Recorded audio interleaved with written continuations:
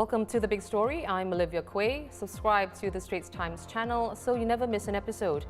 The teenager accused of killing his schoolmate at River Valley High School in 2021 will plead guilty to culpable homicide not amounting to murder.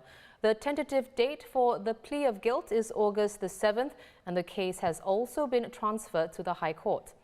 The accused, who was 16 at the time, allegedly used an axe to repeatedly slash the neck, head and body of a 13-year-old boy inside one of the school's toilets on July the 19th, 2021.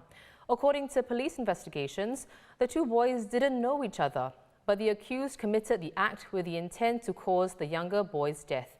Now 18 years old, he was originally handed a murder charge, but it was reduced in February to that of culpable homicide not amounting to murder. And that carries a sentence of life imprisonment with caning or imprisonment for up to 20 years and a fine or caning. In other news, real estate portals 99.co and SRX show that after staying flat in February, HDB resale prices picked up in March, 0.7% in mature estates and 0.5% in non-mature estates. Prices of both 5-room and executive flats recorded the highest increase of 1.3%.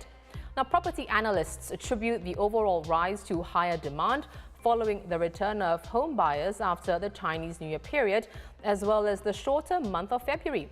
Well, 39 resale flats sold for at least $1 million last month from 24 in February. The most expensive, a 5-room unit at the Pinnacle for $1.4 million. Meanwhile, according to real estate agency Orange-T&I, the number of flats that sold for $800,000 to just under $1 million grew the fastest during the pandemic compared with those in lower price categories. Resale flat transactions in that category jumped 190% last year from 2020 and up a whopping 646.1% between 2012 and 2022.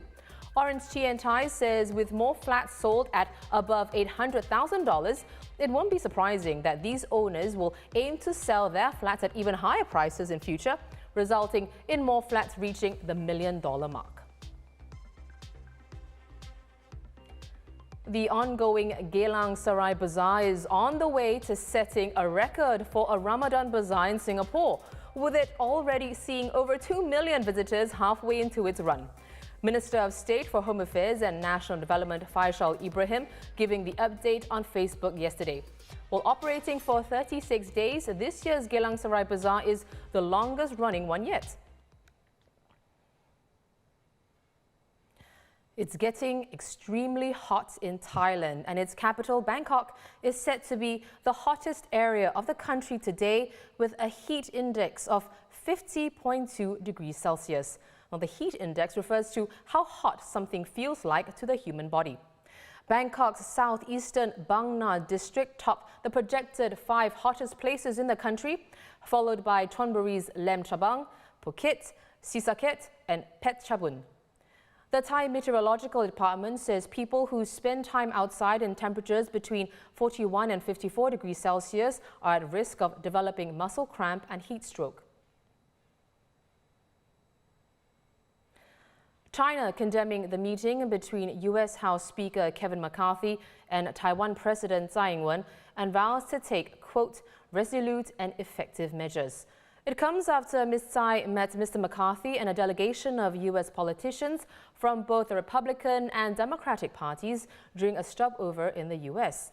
Mr. McCarthy, the third highest ranking official in U.S. leadership, stressing the need to accelerate arms deliveries to Taiwan.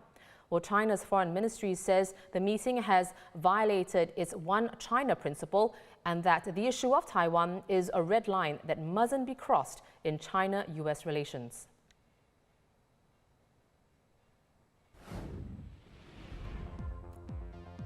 Well, those are our top stories for today. Visit straitstimes.com for more news and our YouTube channel for more videos. Subscribe by hitting the red button below. I'm Olivia Quay. Now we'll be taking a break tomorrow, so enjoy the long weekend and don't forget to join us next week for more stories on The Big Story.